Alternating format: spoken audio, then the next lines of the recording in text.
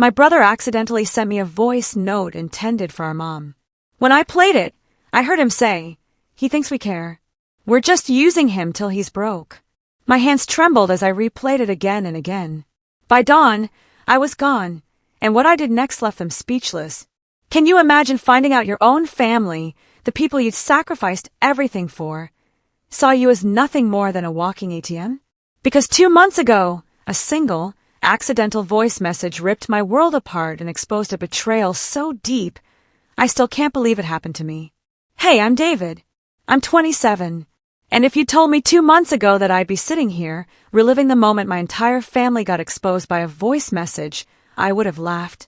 I mean, that only happens in the movies, right? But no, it happened to me. And it started on one of those nights where you're already a little tired, a little vulnerable, and life just decides to smack you across the face just to see if you'll get back up. To really get what happened, you need to understand my family. I was the middle child in a house where being dependable wasn't a compliment. It was just a job title they gave me. My older brother, Kevin, was the golden boy. You know the type? The one who always had the spotlight, no matter how dim his actual accomplishments were. He could forget to pay his bills for months, crash his car twice, and somehow my parents would spin it as, "Oh, Kevin just has so much potential. He's just distracted." Then there was my younger sister, Mia. She was the baby, the precious one. Anything she did was adorable, even if it was objectively ridiculous. When she decided to drop out of college after 1 semester, my mom called it her journey. Meanwhile, I was the one working 2 jobs in high school to help keep the lights on. The one covering groceries when mom's paycheck was late. The one quietly making sure my siblings' birthdays always had a gift, even when nobody else remembered mine. You'd think that would earn me a little respect, right? But in my family, responsibility wasn't admired. It was just expected, like I was the floor under their feet, meant to hold them up but never noticed. And I played right into it. What else could I do? When you're told for years that you're good with money and so reliable, you just start picking up the slack without ever realizing how much of yourself you're actually giving away. The breaking point, it didn't come in some dramatic, yelling fight. It came quietly, like most betrayals do. I was in my room, about to drift off to sleep, when a voice message popped up on my phone. It was from Kevin. Weird. He never sends me voice messages. I pressed play, half asleep, expecting maybe a casual reminder about borrowing money or asking if I could drive him somewhere. But what I heard, "Does he really think we care? We're just using him until he's broke." I froze. At first, I thought I misheard. I must have. I replayed it. The exact same words. His voice, dripping with that cocky, dismissive tone I knew too well. My chest tightened. I replayed it again and again. My brain kept tripping over the words, using him until he's broke. And then it hit me. The message wasn't meant for me. It was meant for our mom. I sat there, staring at the ceiling, my phone clutched in my hand like it might bite me. All those nights covering bills, buying groceries, those loans, to Kevin I knew I'd never see back. All of it suddenly rewrote itself in my memory. They weren't grateful. They weren't even indifferent. They were counting down the days until I had nothing left to give. My own brother thought I was too naive to even notice. I didn't sleep that night. My thoughts bounced between pure fury and absolute disbelief, back and forth until they just burned. I kept remembering every small moment I'd shrugged off. The way Mom would sigh dramatically when I said I couldn't spot Kevin again this month. The way Mia once joked that I was basically the family's ATM. At the time, I laughed along to keep the peace. But now, hearing Kevin's words, those moments felt like puzzle pieces clicking into place. A picture I never wanted to see, but one I couldn't unsee. I wish I could tell you I calmly confronted them the next morning. That I walked into the kitchen, put my phone on the table, hit play, and demanded answers. But I didn't. I couldn't. Instead, I just shut down. I packed a bag before the sun even came up. Tossed in the essentials.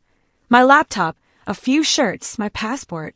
Not because I had a plan, but because something deep inside me knew I couldn't keep playing the role they'd written for me. When Mom called out from the living room as I walked past with my bag, "David, can you grab milk on your way back?" I almost laughed. Here I was, replaying my brother's words like a knife twisting deeper each time, and she still saw me as the errand boy. I mumbled something about going out and stepped outside. The morning air was sharp, cutting. I felt a strange calm under the hurt, like my body already knew what my mind was still catching up to. I wasn't coming back. But here's the thing. Leaving wasn't the end. It was just the beginning. Because as much as I wanted to disappear, to never deal with them again, there was another part of me, a quieter, colder part that whispered, make them see. Make them feel it. That's when I knew this wasn't just a story of me walking away. This was going to be something else entirely. And it all started with that single voice message. Proof of what they really thought of me. Proof I couldn't ignore. Proof I could use. I didn't just vanish into the sunrise without leaving a trace. I stayed in the same city, just a few neighborhoods over, in a tiny sublet apartment that smelled faintly of paint and old carpet. I wanted space, not a full disappearance. But when I tell you the calls started within hours, I'm not exaggerating. My phone buzzed so much that morning, I thought maybe something had happened, some emergency. A dozen missed calls from Mom, 5 from Kevin, a handful from Mia. At first, for a fleeting moment, I actually thought they were worried. I almost let myself believe that. But the second I picked up one of Mom's calls, the illusion cracked. David, where are you? Her voice was sharp, not panicked. You can't just run off when we need you. Kevin's car broke down again, and I told him you'd help cover the tow. You didn't answer your brother. That's irresponsible. I didn't say anything, just let the words sink in. No, are you okay? No, what's going on? Just straight to logistics and money. I muttered, I'm busy, and hung up. My hands were shaking.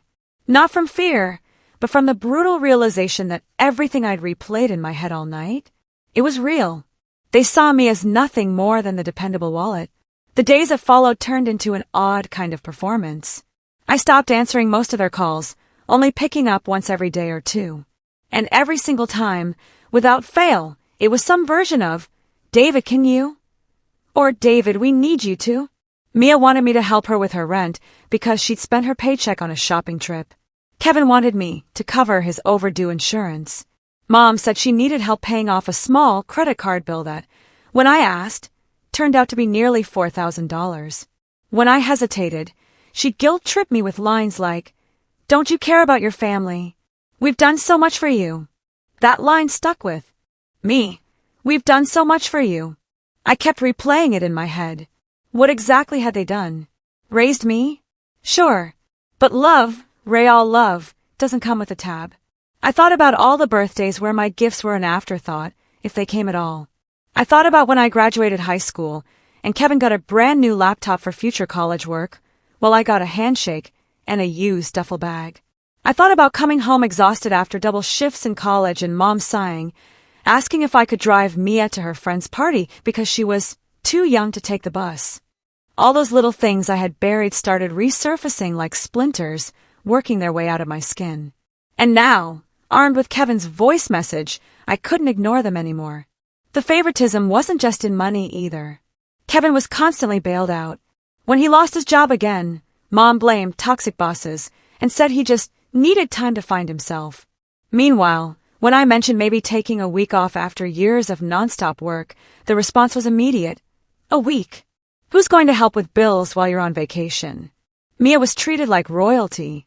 She once borrowed my car for a weekend and returned it with a dented bumper. When I confronted her, she rolled her eyes and said, It's not that bad. Mom backed her up, saying, You're being dramatic, David. It's just a car. But when Kevin's car broke down, they staged a family meeting, called it a crisis, and insisted everyone chip in for repairs. Everyone meaning me, because apparently Mia was still young, and Kevin was between jobs. The irony of it all was suffocating. It was around this time that the manipulations started ramping up. At first, it was little guilt trips, but then Mom's tone shifted into something darker. One night, she left me a voicemail that said, David, you can't punish us for depending on you. Family is family. If you stop helping, what does that say about you as a person? The way she twisted it, like I was cruel for setting boundaries, left me stunned. I saved that voicemail, just like I saved Kevin's. Evidence. Proof. There were smaller moments that chipped away at me, too. Kevin showed up at my apartment unannounced one afternoon. I don't know how he found out where I was staying, but there he was, knocking like he owned the place. When I opened the door, he didn't even ask how I was. He just walked in, sat on the couch, and said, "Look, man, I'm in a tight spot. I know you've got savings. Just loan me a few thousand until I get back on my feet. You know I'll pay you back." I laughed, not out of humor, but disbelief. "You'll pay me back when? You've owed me for years." He scoffed, leaned back, and said, "Come on, don't be petty. You're not going to let your own brother sink, are you?" That sentence, more than anything, crystallized how they saw me. Not as a brother, not as a son, not even as a person, just as a safety net, something to fall on when their bad choices caught up with them. After he left, I sat in silence for a long time. My anger was sharp, but underneath it was something heavier, grief. I realized I wasn't mourning money. I was mourning the family I thought I had. I was mourning the hope that one day they'd appreciate me. That hope died quietly in that small, dim apartment. The tension grew worse when they started pulling other people into it. My aunt called me one morning saying, "Your mom's worried sick. She says you've changed. She said you're abandoning them." My mom had painted me as the villain, the selfish son who turned his back on his family. And people believed her, because that's how it always went. My brother was the golden boy, my sister was the baby, and I was the workhorse. So when I stopped carrying the weight, they framed it as betrayal. But here's the thing. While all this manipulation and mistreatment was building, something inside me was shifting, too. For the first time, I wasn't bending. I wasn't rushing over to solve their problems. And every time I said no, it got a little easier. Every no felt like reclaiming a piece of myself they'd taken long ago. Still, I knew this wasn't sustainable. They weren't going to stop pushing. The guilt trips were turning into threats of disownment, whispered warnings about how you'll regret treating your family this way. And Kevin was getting desperate. I could hear it in his voice. The entitlement wasn't just arrogance anymore. It was fear. And that's when I realized something. The more desperate they became, the more reckless they'd get. And if I played it right, that desperation could be the very thing that exposed them. Not just to me, but to everyone. When I think back to the moment everything finally snapped, it wasn't loud at first. It didn't come with a slammed door or a screaming match. It came creeping in, disguised as just another favor, the kind I used to do without thinking. Only this time, I wasn't the same person they had leaned on for years. I had already seen behind the curtain. I knew the truth. And when I refused, when I put my foot down for the first real time in my life, that's when the real betrayal came. It started with Kevin, because of course it did. He called one Friday night, his voice thick with fake cheer. "Hey bro, you busy?" I already knew what was coming. I told him I was tied up, working late on a project. He brushed it off like I hadn't spoken. Cool. Listen, I need a big favor. I'm putting a down payment on a condo. Just a starter place, nothing crazy. And the bank needs to see that I've got a co-signer with a stable record. You've got that, man. You've always been reliable. Just put your name on it, and I'll handle the rest. Easy. The audacity almost made me laugh. He hadn't paid back a single cent of what he owed me. He'd crashed through job after job. And yet, here he was, casually asking me to tie my entire financial future to his chaos. "No, Kevin," I said flatly. "I'm not doing that." There was a pause, then a scoff. "Wow. Seriously? After everything I've done for you?" That line was like nails on a chalkboard. I snapped. "Everything you've done for me? You've done nothing but take. You left me to pick up the pieces every single time you messed up. I'm done. I'm not co-signing. I'm not bailing you out. I'm not your safety net anymore." He didn't argue back. He just went quiet and hung up. And for a brief, shining moment, I thought maybe, just maybe, he'd finally gotten it. Maybe he'd finally understand he couldn't treat me like that anymore. I was wrong. 2 days later, I got a letter in the mail. At first, I thought it was just junk until I saw the letterhead from a bank. It was addressed to me and congratulated me on being approved as a co-signer for a mortgage. My stomach dropped. I hadn't signed anything. I hadn't agreed to anything. But when I flipped through the papers, there it was. My name, my signature. Except it wasn't mine. Kevin had forged it. I remember sitting at my kitchen table, the pages trembling in my hands, my mouth dry. My own brother had faked my signature to trap me into his mess. It wasn't just thoughtless or careless. It was deliberate, cold, a knife in the back, driven in with a smile. I called him immediately, my voice shaking with fury. He answered on the third ring, too casual, like nothing was wrong. Yo, what's up? Don't yo, what's up me? I spat. You forged my name. Do you understand what you've done? That's fraud, Kevin. That's illegal. He sighed, annoyed, as if I was the one being unreasonable. Calm down. It's just paperwork. Nobody's going to care. You've got good credit, I don't. This way, the bank gets off my back. What's the big deal? The big deal, I nearly shouted, is that you put me on the hook for a mortgage I didn't agree to. If you mess this up, and you will, they'll come after me. Do you even get that? His tone shifted then, from dismissive to something sharper, more venomous. Stop acting like you're some victim.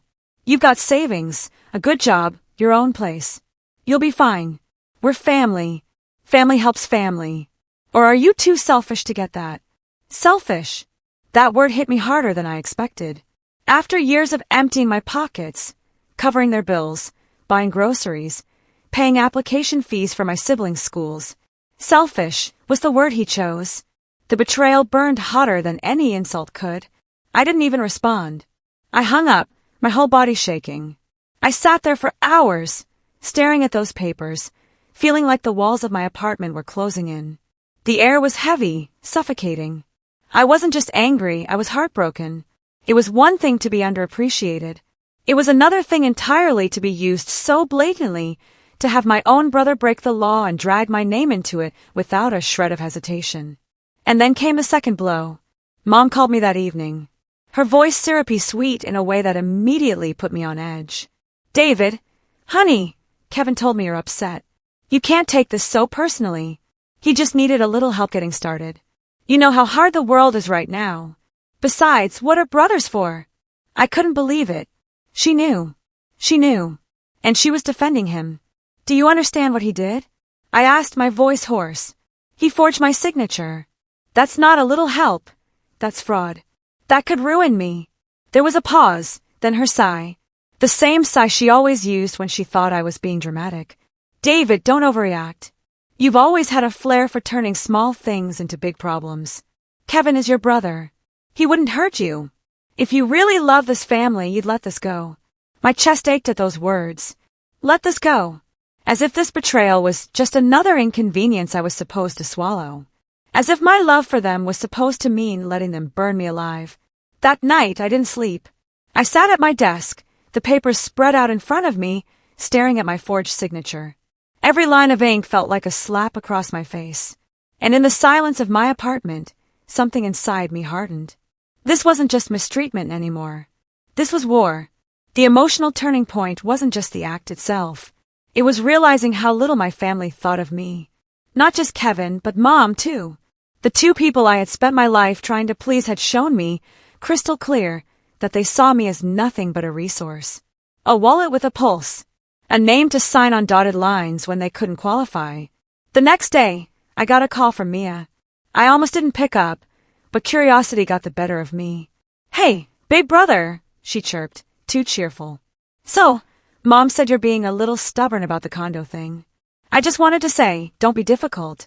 Kevin deserves a nice place, you know, he's had a hard time. We all agreed it was the right thing. You're the only one making this messy. We all agreed. Those words sliced through me. They had discussed it behind my back. My whole family had agreed to sacrifice me without even asking. I hung up without saying a word. My hands were trembling again, but not from shock this time. From clarity. From resolve. That was the major betrayal. Not just Kevin's forgery, not just Mom's defense, not just Mia's condescension. It was the realization that I was outnumbered. That my family, the people I thought I was sacrificing for, had looked at me and decided I was expendable. And as I sat there, staring out the window at the city lights, one thought repeated in my mind over and over until it carved itself into my bones. If they could betray me this easily, I could no longer afford to play nice. I hit rock bottom in a way I didn't even recognize at first. It wasn't some cinematic collapse where you throw things and scream until your throat gives out. It was quieter than that, like a house where the lights go out one by one until you're sitting in the dark. After Mia's call, I stopped answering the phone entirely. Every time it buzzed, my stomach turned. I couldn't bring myself to look at the screen because I already knew what would be waiting there. More demands, more guilt trips, more little reminders that I was the villain in the story they'd all written about me. In their version, Kevin was the dreamer, Mia was the baby, Mom was the martyr holding everyone together, and I was the selfish son who abandoned them. My days fell into a strange rhythm. I'd wake up, make coffee, and sit in silence while my phone vibrated off the edge of the counter. At work, I was distracted, running on autopilot. I made mistakes I'd never made before. Missed deadlines. Forgot simple details. People noticed, but they didn't push.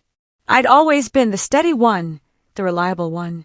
And reliable people don't just fall apart overnight. But inside, I felt like I was unraveling. Every memory of my family, the good ones and the bad, started bleeding together until I couldn't tell which was which. I thought about the time I saved for 6 months to buy Kevin a new laptop after he spilled beer on his old one, and how he used it to gamble online. I thought about when Mia borrowed my credit card for textbooks, but spent it on designer sneakers. I thought about the Christmas morning I worked a double shift so they could have a proper dinner, only to come home to cold leftovers and a family movie I wasn't invited to watch. Those moments hit me like waves, one after another, until I was drowning in them. I stopped going out. I stopped answering friends' texts. Even grocery shopping became a chore. I'd walk to the store with my hood up, avoiding eye contact, grab whatever was closest and leave. My world shrank to my tiny apartment, my desk at work, and the thoughts that wouldn't leave me alone. And still, the demands kept coming. One morning, I woke up to find an envelope slid under my apartment door. Inside was a single sheet of paper with a handwritten note from my mom. "David, you're scaring us. This isn't you. We need you to come home. Kevin is struggling, and the mortgage payment is due soon. Please don't let your brother lose everything." Lose everything. As if I hadn't lost enough already. I sat on the edge of my bed, the note trembling in my hands. The room felt too small, the air too heavy. For the first time in my life, I thought about leaving the city entirely. Just packing a bag, getting in my car, and driving until the gas ran out. No phone, no forwarding address. Just gone. But every time I imagined it, something stopped me. A voice in the back of my head whispered, "If you disappear, they'll spin the story. They'll make you the villain forever. They'll never be held accountable." That voice scared me a little because it didn't sound like despair. It sounded like strategy. Around this time, my health started to slip. I was barely eating, surviving on coffee and whatever I could throw together without effort. My sleep schedule was wrecked. 2 hours here, 3 hours there. I started losing weight, my clothes hanging looser. When I looked in the mirror, I barely recognized the man staring back at me. His eyes were darker, his jaw tighter. He looked like someone who'd been through a war nobody else could see. I reached my lowest point the night I got a voicemail from my aunt. The same one who'd called me weeks before to scold me for abandoning my family. Her voice was different this time. Cold. "David, I don't know what's gotten into you, but your mother is beside herself. You're letting your brother drown. If you don't step up soon, don't expect this family to welcome you back." Welcome me back. As if I had left them, instead of them pushing me out. I hung up and sat there in the dark for a long time. No TV, no music, just the hum of the fridge and the glow of the city through my window. My hands were trembling, but not from fear this time. From clarity. Because here's the thing about rock bottom.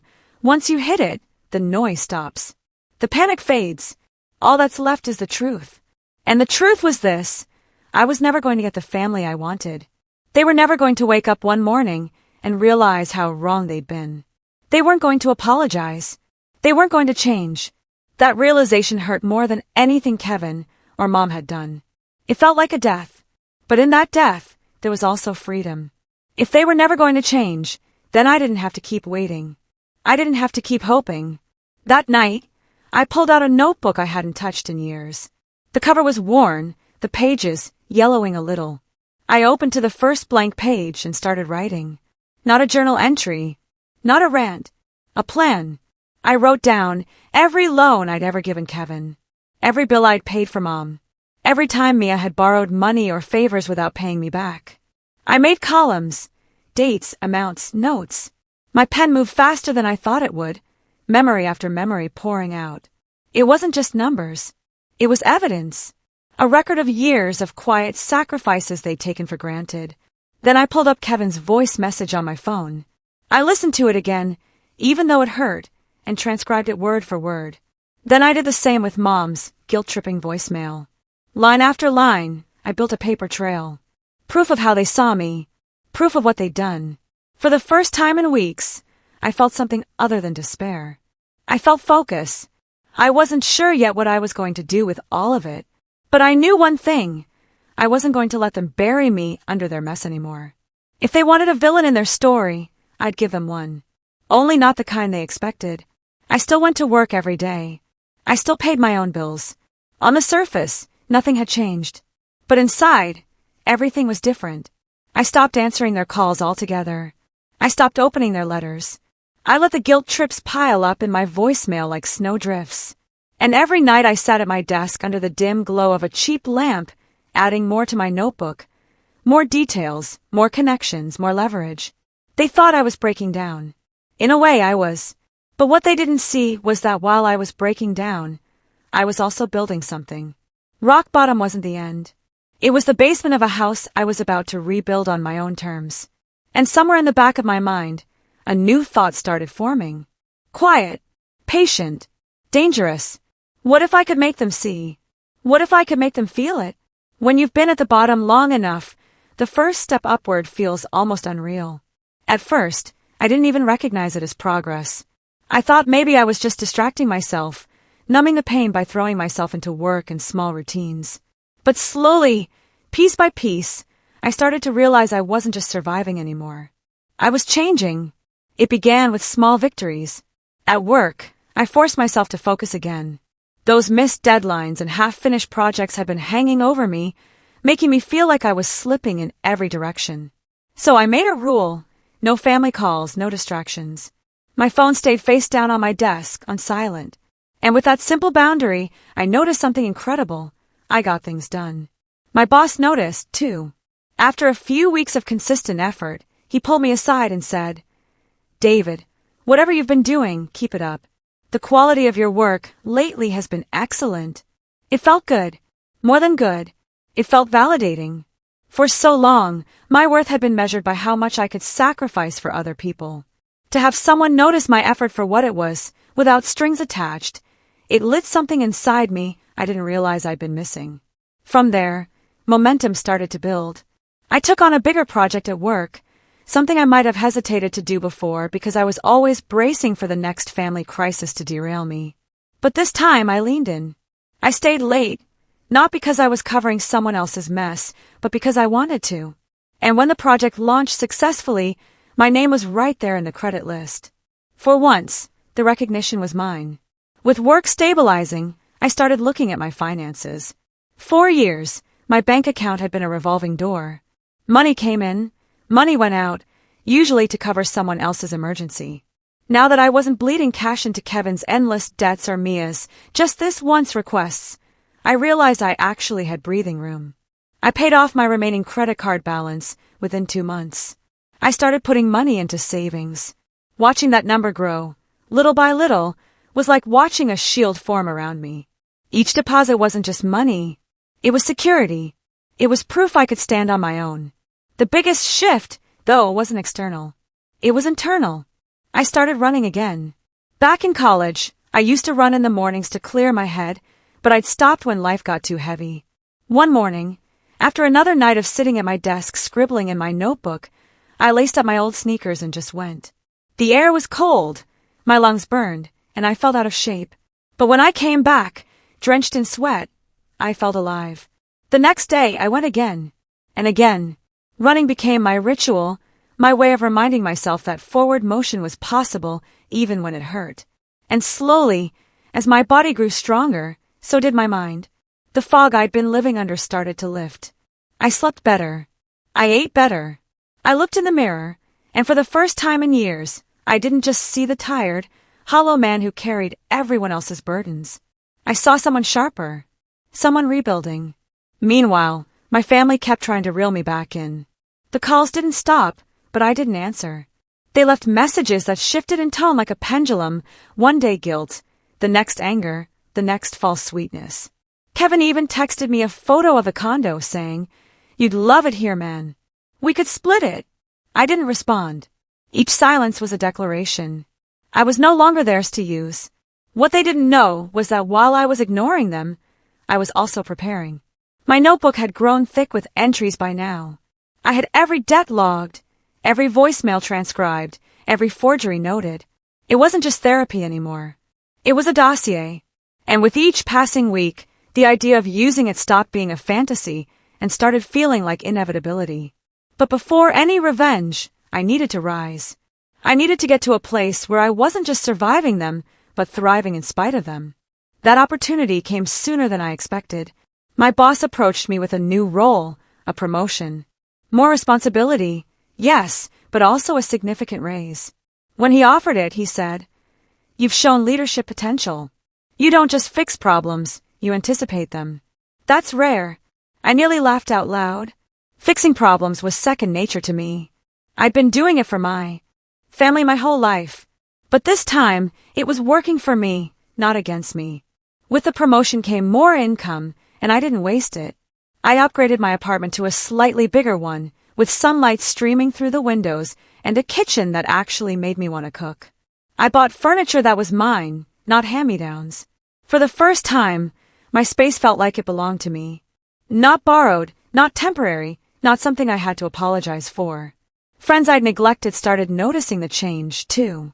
One evening, an old college buddy invited me out for dinner. I almost said no out of habit, but I went. Sitting at that table, laughing and talking about things that had nothing to do with family drama, I realized how much of life I'd missed by being tethered to their chaos. I started saying yes more often, to dinners, to hikes, to simple conversations. Slowly, my world expanded beyond the four walls of obligation I'd been trapped in. And all the while, my family's messages grew more desperate. Kevin left me a string of voicemails, his voice less confident each time. "Come on, bro, don't do this to me." Then, "You're ruining everything." Then finally, "If you don't help me, I swear I'll make sure you regret it." That last one didn't scare me. It only confirmed what I already knew. The power dynamic was shifting. They could sense it, even if they didn't understand it. For the first time in my life, I had something they couldn't touch: independence. And the more I grew, the weaker their grip became. By the time my savings account hit a number I never thought I'd see. By the time my new apartment was filled with light instead of shadows. By the time my friends started telling me I seemed like a different person, I realized something important. I wasn't just rising out of rock bottom. I was climbing towards something higher, something they couldn't reach.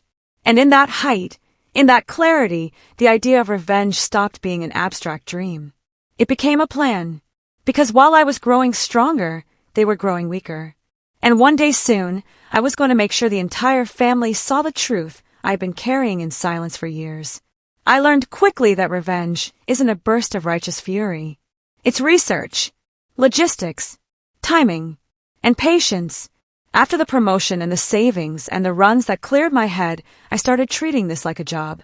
I had to plan for it carefully, because if I wanted them to feel the fallout, I couldn't afford sloppy theatrics. I needed facts, a chain of evidence, and a plan that wouldn't crumble the moment someone threw emotional chaos at it. The first thing I did was protect myself. That was practical, not vindictive. I called my bank, closed a few older accounts that had outdated security, and opened new checking and savings under slightly different settings, stronger passwords, two-factor authentication, and alerts on anything suspicious. I put fraud alerts on my credit reports. I also had a frank conversation with my new HR contact at work about the forged mortgage paperwork. Nothing more than, if something shows up on my credit, I need an employment verification fast. It was benign to them, but critical for me. I wanted a paper trail showing I was proactive, because the last thing I needed was someone gaslighting me about being paranoid when the banks called. Then I spent money the way people in my family never would have approved of, hiring experts. Not flashy private detectives with trench coats and hidden cameras. Just a quiet, reputable PI who specialized in document verification and background checks. I spent a week interviewing 2 professionals, and chose the one who didn't promise drama, just factual answers. The first thing she did was what I should have done myself. Compare handwriting, confirm the origin of the mortgage application, and track the IP addresses used when the bank accepted Kevin's forms. Within 10 days, she produced a short dossier that felt like ice water in my veins and fuel for my resolve. Her report confirmed what my gut had already told me. The signature on the mortgage application matched samples of Kevin's handwriting, not mine. The application was submitted from a device that pinged near our parents' house the day before the bank mailed the acceptance letter. There were copies of emails where Kevin had asked someone at a local notary to make it look legit. That last email was the real dagger, sent from Kevin's account to a third party, requesting steps to help our situation. It didn't prove the whole story by itself, but it was enough to start building a case. With that dossier in my hands, I spoke to a lawyer. I wasn't looking for theatrics. I wanted options. The lawyer I found specialized in consumer fraud and small claims, and she listened without blinking at the details. Forged signature, coerced cosigner, bank involvement, and family lies.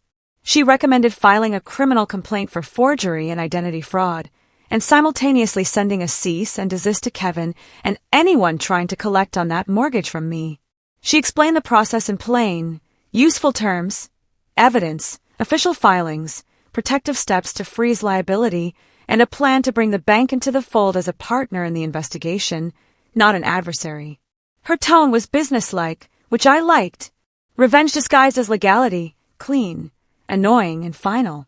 We filed the police report. That felt strange, sitting in a fluorescent-lit office and telling a stranger about the person who raised you and the brother who'd signed your name without your consent. The officer took notes, asked for copies of the mortgage paperwork, and asked me to provide the transcribed voicemails and the PI report. I left feeling strangely exposed and a little relieved, like I'd moved from simmer to simmer plus. Something was actually happening. While the criminal route worked its way through the system, I switched into architect mode. If I wanted to expose them in a way that would land, something public enough to hurt their ego and private enough to protect me legally, I needed more than legal filings. I needed credibility. That meant archives, backups, organized documentation, and timing. I created a meticulous binder, not just paper copies, but scanned files, timestamped audio files, a secure cloud folder with read-only links, and a mirrored physical folder locked away. Every loan I'd given Kevin had a receipt, a Venmo transfer screenshot, or a bank note on it. Every time Mom had guilted me, I'd saved a snippet, not for theater, but because I wanted a timeline. I labeled everything with dates and small notes, so anyone flipping through it would instantly see the pattern. Ask, pay, forget, repeat. The binder wasn't just for me. It was, as the lawyer had said, an evidentiary map. Meanwhile, I started quietly informing a few people who needed to know. Not everyone. I didn't want the family grapevine to flood my life. I told one friend from work, someone with legal training, and who'd once shown she could weigh evidence without emotion. Their reactions were measured, not celebratory, and that steadied me. I needed allies who wouldn't be swayed by sob stories or performative apologies. I also began to leverage my social capital in small, precise ways. I updated my LinkedIn and professional profiles, not out of vanity, but because I wanted a public record of stability and character. Part of my plan was reputational. If they tried to smear me as the bad son, a strong, professional, documented life would counter that narrative. I took steps to separate my public life from the family drama. I posted about an industry talk I attended, about a small win at work, about a charity 5K I signed up for. Little things, not to brag, but to show quiet competence. I wasn't trying to humiliate anyone yet. I was building a platform that would make people listen when I spoke. There were also practical shields. I transferred some assets into accounts with higher protection, consolidated passwords, and set up an LLC for a small side project I'd been tinkering with for months. The LLC was mostly a technicality, a way to separate funds and create a legal entity that couldn't be easily reached by the messy tentacles of family claims. I was careful to have the lawyer structure everything cleanly and document it. I wasn't trying to hide money from anyone. I was protecting myself from being dragged into their financial mess again. As I built the infrastructure, I rehearsed narratives. Not to gaslight them, but to be able to speak calmly, dispassionately, and factually if it ever came to a confrontation. I practiced with my friend who had legal training, saying the facts without drama. Kevin forged my signature. Bank records show submission from his neighborhood. PI report confirms handwriting match. I filed a police report. Saying it over and over made it sharper, less like an accusation and more like a statement of events. I also began testing their boundaries in small ways. I started returning 1 or 2 calls with a neutral, "I'm aware of the mortgage paperwork. I'm handling it through the proper channels." Their reactions were immediate and telling. Mom tried the hurt and confusion act, her voice wobbling as if the world was collapsing around her. Kevin oscillated between pleading and bravado, trying to guilt me and then pretending my absence was no big deal. Mia sent me a text that read, "We miss you. Come home," and then followed it with a photo of the condo with an emoji, as if to say, "See, big bro?" Their attempts to pull me back became more performative the more distant I remained. The PI's findings opened other doors. There were inconsistencies in Kevin's financial claims that suggested he'd been leveraging other people before me.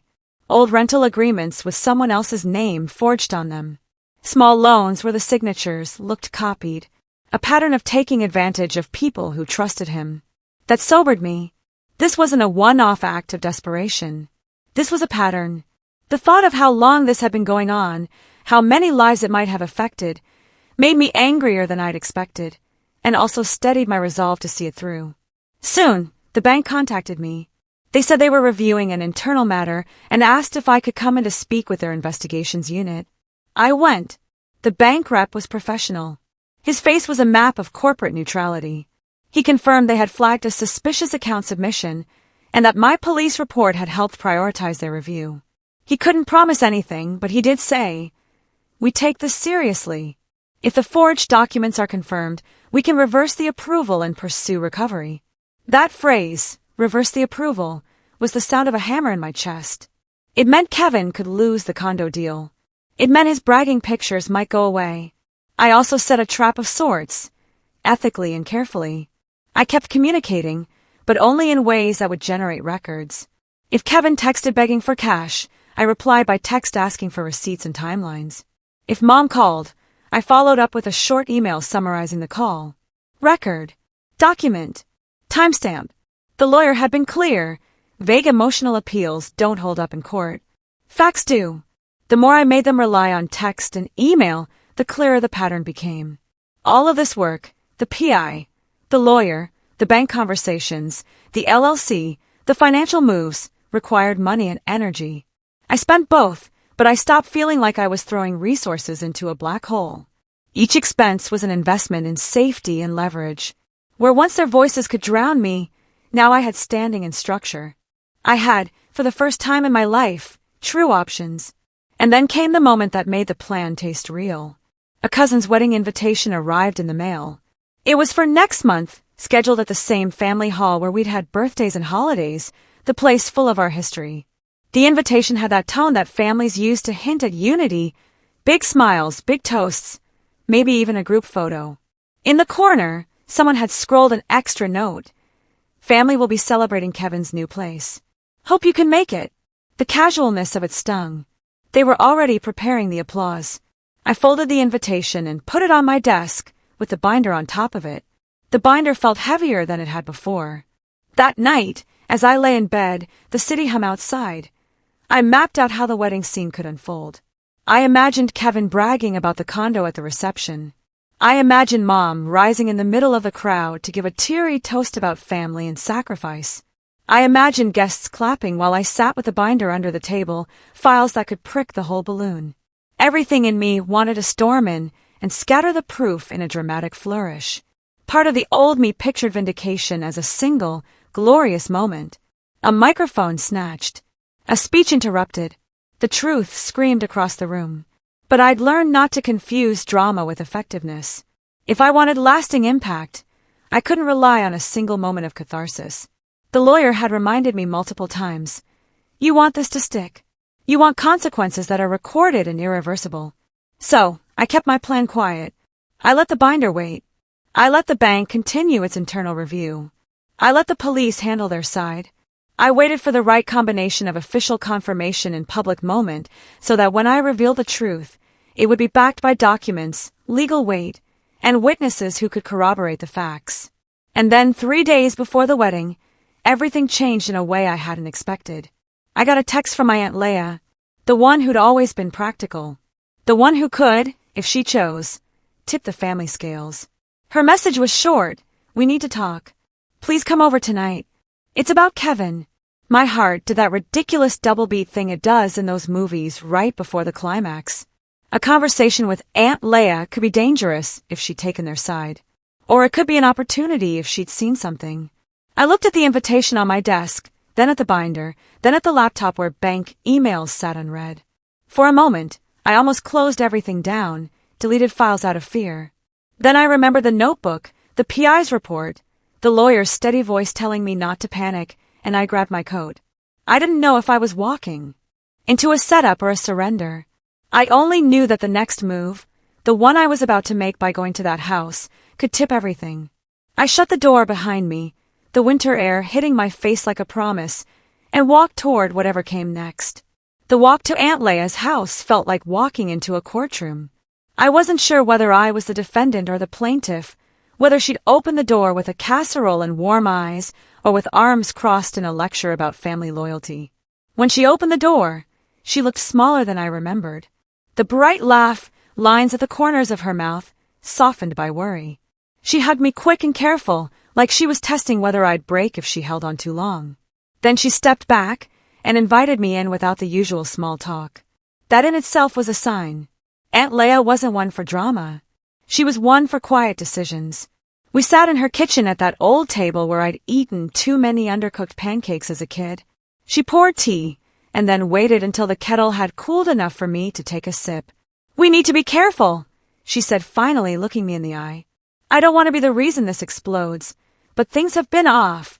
She told me about a neighbor who had overheard Kevin bragging about how he'd pulled a fast one, and how he'd asked the neighbor to hold off on something until after closing.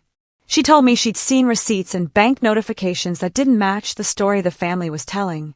She said it in a voice that had the steadiness of someone who'd weighed evidence quietly for days. There was no drama in it, just a tired clarity. When she asked if I had proof, I put the binder on the table between us. It felt heavier than I expected, like gravity had been concentrated into paper and ink. I walked her through the timeline. The loans, the payments that never came back, the voice messages transcribed and dated, the PI report with handwriting analysis, the bank's tentative communication, the police report number. She ran her finger along the edge of the pages, as if reading a history of myself she hadn't wanted to see. "I'm so sorry, David," she said, and then she did something that surprised me. She reached across the table and squeezed my hand. "You did right by documenting it. We talked for hours, drafting the steps that would make the exposure unavoidable and unassailable. Aunt Leah had contacts, people who had watched our family for years, but who weren't interested in gossip. She agreed to quietly tell 2 cousins who were close to the family's social circle and, more importantly, who were known for their level heads. She agreed to be a witness to the pattern. She told me she'd even spoken to a priest from our old church who had carried a reputation for fairness, not to bring religion into it, but to have someone trusted by the community aware of the facts should gossip start. Everything we did was measured to avoid a, he said. She said circus. We were building a factual net. While Aunt Leah lined up sympathetic, sober witnesses, I let the legal process run its course in the background. The bank called back with an update. They were temporarily reversing any approvals tied to the application and wanted to speak to Kevin. The police called to confirm they'd scheduled an interview for him next week, pending further review. I didn't celebrate. That's not my style.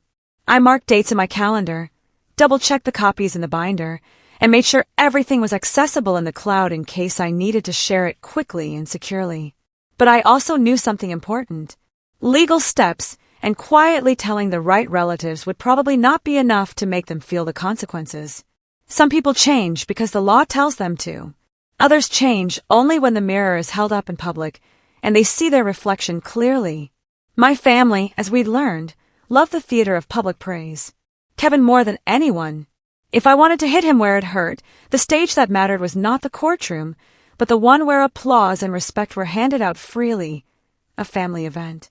So, when the wedding invitation kept staring at me from my desk, I stopped thinking of it as a social obligation and started seeing it as a tool. The wedding was a place where Kevin would bask. The wedding was a place where Mom would give the speech about sacrifice.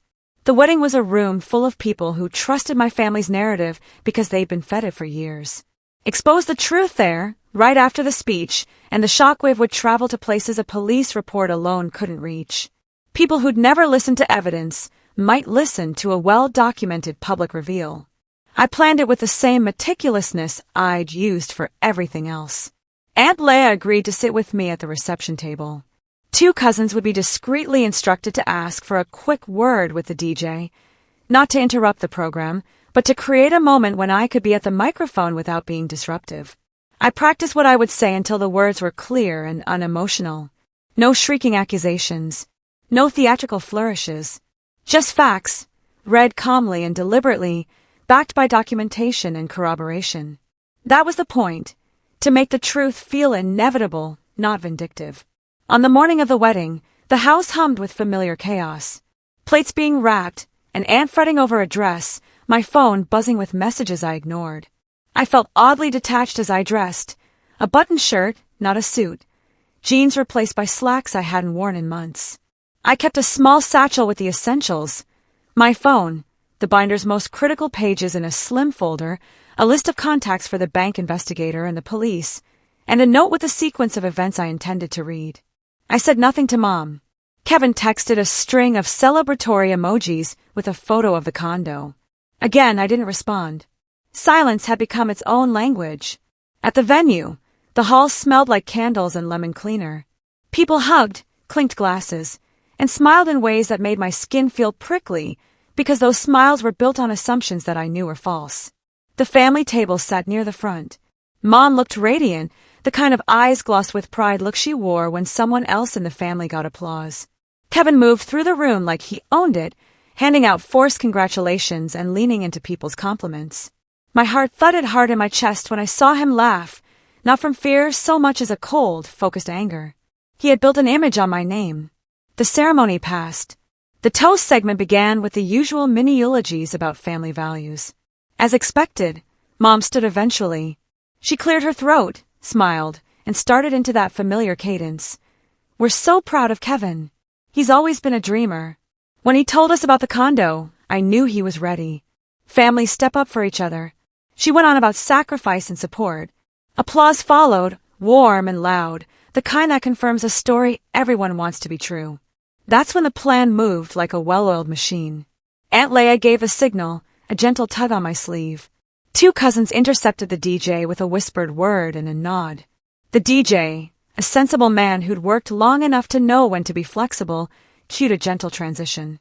The microphone was handed not to me immediately, but to a cousin who offered a casual remark. Before we continue, can we have a moment to acknowledge something important? People murmured. Kevin smiled, unaware. Mom's smile widened, mistaking the interruption for another round of praise. That was the dangerous confidence I needed him to have. My cousin glanced at me and nodded. I stood and walked to the microphone with the small folder under my arm. The movement felt surreal, like walking underwater. I had rehearsed staying calm. I had rehearsed every sentence. My throat was dry, but my hands were steady. I tapped the mic, which squealed softly, and said, I don't want to derail the evening. I'll be brief. The room quieted in that peculiar way it does when someone grabs a line of attention. People leaned forward. Curiosity, anticipation, the social equivalent of a held breath. I started with facts. A few months ago, I received a voice message that wasn't meant for me. It was a message from my brother, recorded to our mother, in which he said, he thinks we care. We're just using him until he's broke. I saved that message. I also had my signature forged on mortgage paperwork that involved my name. I filed a police report. I hired a professional to verify handwriting. The bank has placed a hold on the loan while they investigate. I have copies of the documents here. I felt the room tilt. Some people went pale. Others shifted their weight, uncomfortable. Kevin's laugh died on his lips. I didn't shout. I didn't accuse with emotion. I read the PI's summarized findings, the date the application was submitted, the detail that it originated from an IP address near our parents' house. I said, I'm not asking anyone to choose sides. I'm asking people to look at the facts. Aunt Leah quietly stood, and like a slow wave, two cousins moved to the edges of the table to corroborate what I'd said. They'd been told different versions of events. They had seen social media bragging that contradicted those versions. The DJ kept the music low, but ready to cut if needed. Then, and here's where timing matters, I did something I debated for weeks. I held up my phone and played Kevin's voice message. His words filled the hall. Does he really think we care? We're just using him until he's broke. For a beat, the world narrowed to that sentence repeated in the hush. I watched faces in the crowd, some twisted with confusion, some with dawning horror. Mom's hands flew to her mouth. Kevin's face went ashen, the color draining from him in real time. But I stopped there. I didn't unfold every page of the binder across the table. I didn't throw accusations and walk out triumphant. That wasn't the point. The point was to make the truth undeniable and to set off a chain of events that would continue after the room emptied. I spoke calmly about the bank's review and the scheduled police interview. I told people I had filed a formal complaint and that I'd given copies of all documents to the investigator. I asked not for revenge, but for accountability. That's when I heard it. The sound of people processing something they believed without questioning. A cousin whispered, "No way." Another said he wouldn't, and then stopped. Among the clinking of glasses and the soft shuffle of chairs, there was a sudden clarity, like wind through leaves. Mom was crying softly, not theatrical sobs, but a real, raw sound that cut me unexpectedly. I felt something, not pleasure, not triumph.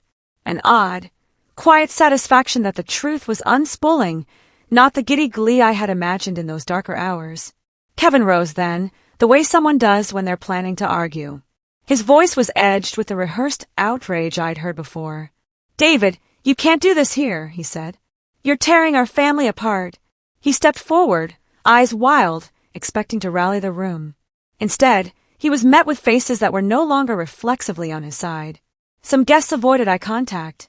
Others looked at him as if seeing him anew. At that precise, fraught moment, a text buzzed in my hand. I didn't look at it at first. I kept my voice steady and said, "I'd rather not argue tonight. The police have an appointment scheduled with Kevin next week to go over the paperwork. The bank has put the application on hold pending their internal investigation. I'm giving you all this because you deserve to know the truth." I folded my hands to hold the folder like evidence instead of a weapon. Then the text buzzed again, harder this time. Aunt Leah's face tightened as she read something on her own phone, her lips pressing together. For a second, she looked like someone seeing an outcome she hadn't expected. Kevin's jaw clenched, and he took a step toward me that was part threat and part plea. I glanced quickly down at my phone. The message was from the bank investigator. "We've just confirmed a hold and have scheduled a formal interview for Kevin tomorrow. Also, we located an additional irregular submission linked to him in our archives. Please stand by. We may need you to provide a deposition." The room felt suddenly electric. Conversations fractured into 1,000 threads. People stared. Kevin's face had lost all bravado. For the first time that night, he looked small, in the way liars do when the fabric of the story collapses. I opened my mouth to say something, to explain more, to tell them about the other irregularities the PI had found, to point out the pattern that went beyond my case. When the DJ's assistant, who'd been hovering politely backstage, stepped forward and whispered into the DJ's ear, the DJ frowned, then looked at the groom, then at the crowd. A murmur rolled through the room like distant thunder. I hesitated. The moment I'd waited for had arrived, but it wasn't neat or pretty. It was messy, human, unpredictable. Kevin's voice had risen to the point of breaking. Mom was still crying. People were talking in small clusters, eyes wide, phones raised to record small snippets of the unfolding scene. I felt the surge of adrenaline again, but it was tempered by something else. The legal gears turning in the background. The bank's email in my pocket. The police interview scheduled for tomorrow. I had done what I needed to do to make this stick. And then, just as Kevin opened his mouth to say something that might either denounce me or beg for mercy, the DJ's assistant returned with a look of concern. The assistant leaned toward the DJ and mouthed something I couldn't hear over the low hum of voices. The DJ's expression changed from bewildered to alarmed, and he reached for the microphone. I felt the room tilt toward a single point. The microphone, the binders, the smudged ink of years of lies. I looked at Kevin, whose face was a mixture of anger and panic, then at Mom, whose tears had stopped and who now stared at me like someone who'd been woken from a long sleep. I opened my mouth to say the one thing I'd rehearsed a dozen ways. The line that would make this more than a scene and turn it into an action with consequences. When the DJ finally cleared the microphone and the room settled into an awkward hush, the evening that had felt so certain a few hours earlier fractured into 1,000 small, sharp moments. People whispered, phones hovered like little silver recorders, and Kevin stood with that peculiar mix of fury and pleading that only someone realizing the rug had been pulled out from under them can wear. I watched him for a long beat, the brother I'd shared a childhood with, and felt no hatred, only a slow, cool resolve. What I had wanted all along wasn't to humiliate him in front of everyone. It was to make sure the truth had weight, that it would carry beyond the clinking glasses and the story they'd told for years. That night it did. The immediate fallout was messy and public in equal measure. Word spread through the relatives like wildfire. By the following morning, the groom's family group chat, the one people treated like an official bulletin board for reunions and recipe swaps, was a mess of stunned reactions, sharp defenses, and a few murmurs of sympathy for Mom. Kevin's phone filled with voicemails that weren't begging for money, but asking for explanations. The bank called twice that day to say the internal review had turned up irregularities beyond the mortgage application they'd flagged earlier. Submissions that matched the same pattern, odd notary records, requests to hurry things up, all tied to Kevin's accounts. The investigator asked me to sit for a deposition. The police called to confirm the interview that had been scheduled for the week was being moved up. It all felt surreal and procedural at once. Boxes ticking, forms filed, people in sensible coats doing their jobs while my family's private play aired very publicly across forms and statements and official channels. Kevin reacted as I expected in the first 48 hours. Anger that sounded like disbelief, followed by defensiveness, and then, when those failed to win friends or sympathy, a flailing attempt at contrition. He called me, wrote pages-long texts, left broken apologies on my voicemail that sounded more like scripts than remorse. "I didn't mean to drag you into it," he said at one point, the voice I had heard for years when he'd promised to set things right. Another time, bitter and near hysterical, he said, "You're ruining our family." He didn't exactly lie. The scaffolding they built their lives on was coming down. But the sentence had an odd sense of entitlement behind it, as if their brand of family only worked when everyone else kept making payments in blood and favors. Mom's reaction was a different, quieter thing. At first, she denied, then she cried, and then she did something that surprised me. She asked to meet. For the first hour across from her, I was all sharp edges and rehearsed lines. The lawyer advised caution. The police had said I should keep communications minimal. But when she came, eyes red, voice small, and said, "I thought I was protecting you in my way. I saw something fragile under the armor." Her defenses weren't ironclad because the thing she'd been leaning on for decades, the story that tied all of us together, had been exposed as an arrangement that used me more than it loved me.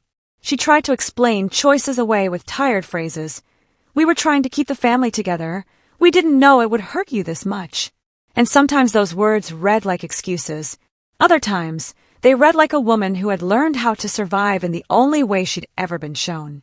There were consequences that moved beyond feeling. The bank formally rescinded the mortgage approval linked to the forged application and launched a broader inquiry into Kevin's submissions. That alone unraveled the condo situation. Offers were withdrawn. The closing window shut. The notaries who had processed dubious documents were also flagged.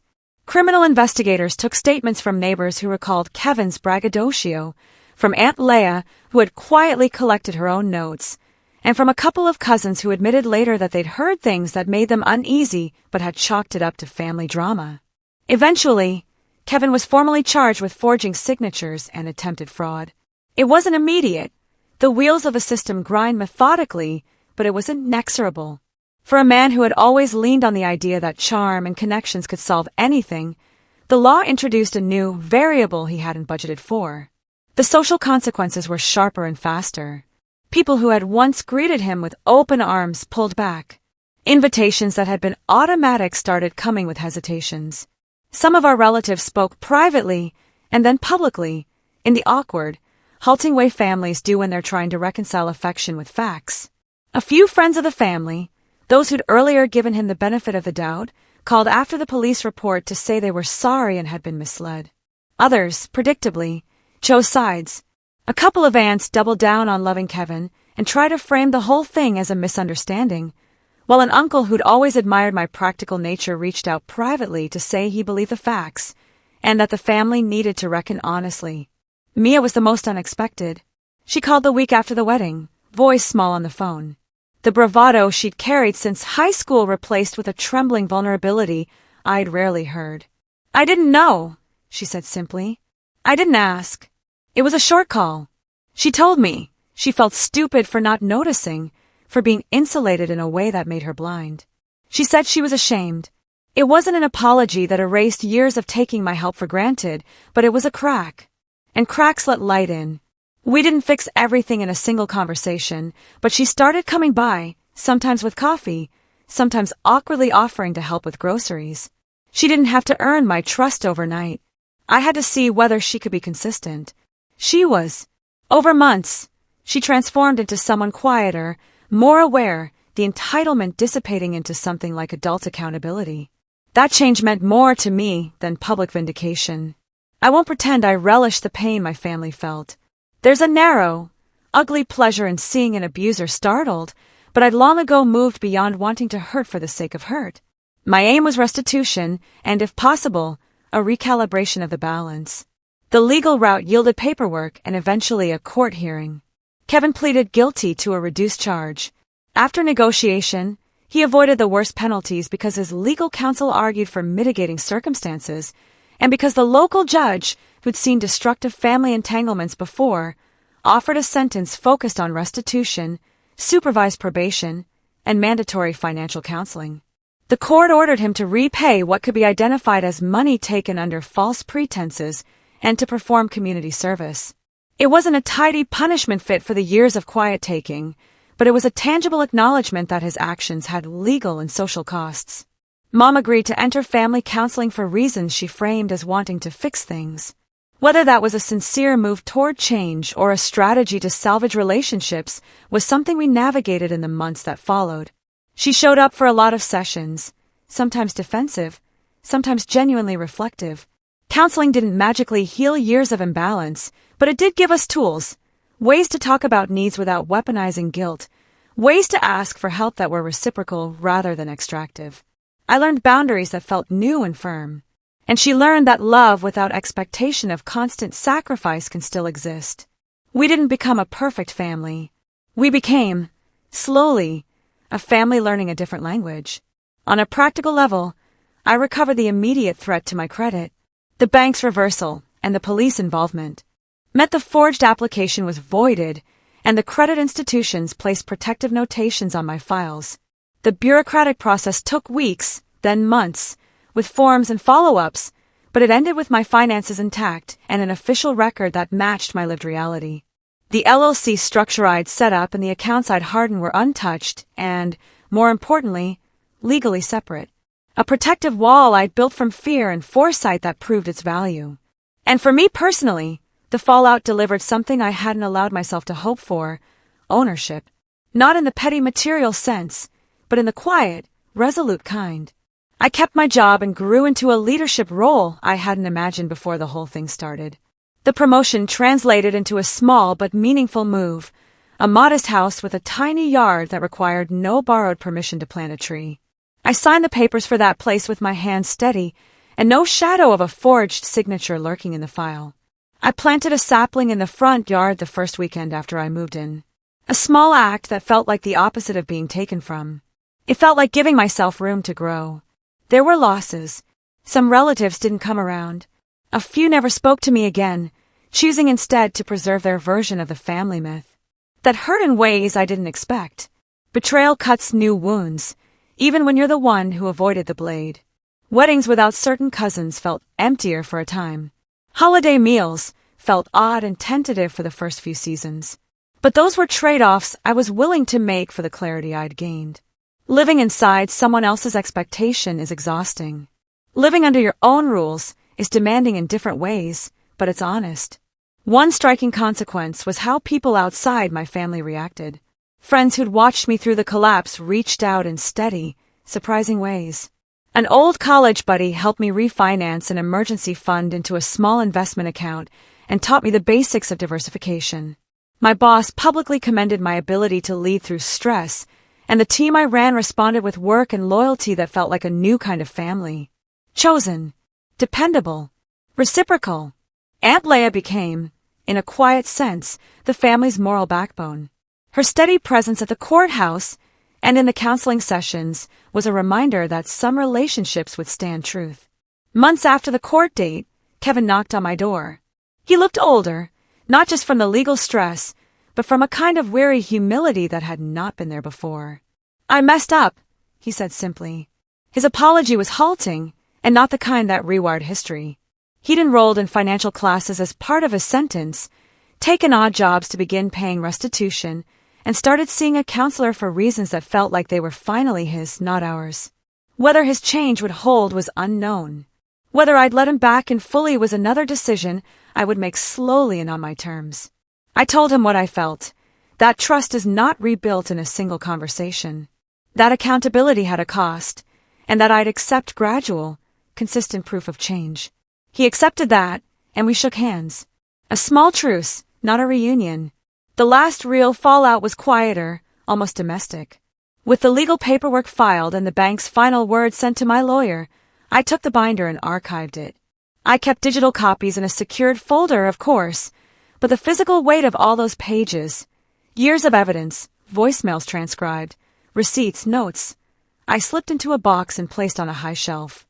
It felt symbolic, to tuck away the thing that had once been a source of pain into a place where I could see it sometimes and remember not the hurt, but the proof that I had acted, that I had taken myself seriously. In the months and years that followed, the family gathering smoothed into a different rhythm. When we met, there were quieter conversations, less of the performance, and more of the real negotiation of imperfect lives. Mom and I found boundaries that worked, weekly calls that were no longer bill-focused. Occasional dinners that honored each person's needs. Mia slowly became someone I could count on, offering help without expectation. Aunt Leia sat by my side in the stands at my small town charity 5K, cheering me on like she'd always been there. Most nights, when the house is quiet and the sapling outside my window catches moonlight, I think about how small acts of care become obligations when people forget to say thank you. I think about the voice message and how a single sentence can change the trajectory of a life. I think about revenge, which I once imagined as theatrical and satisfying, and how in the end what mattered was accountability, repair, and the stubborn, careful work of building a life that couldn't be taken from me. I didn't set out to ruin anyone. I set out to stop being a resource they treated as infinite. The difference matters. Standing in the yard outside my modest house, hands in my pockets, I realized the loudest thing I could have done had nothing to do with spectacle. It was choosing myself. I watered the sapling that night, and as the leaves caught the moonlight, I finally felt fully and without apology like I belonged to no one but me. So after hearing all that, I have to ask, what would you have done in my place? Have you ever had to choose yourself over the family you always knew? Tell me what you think in the comments. I really want to know.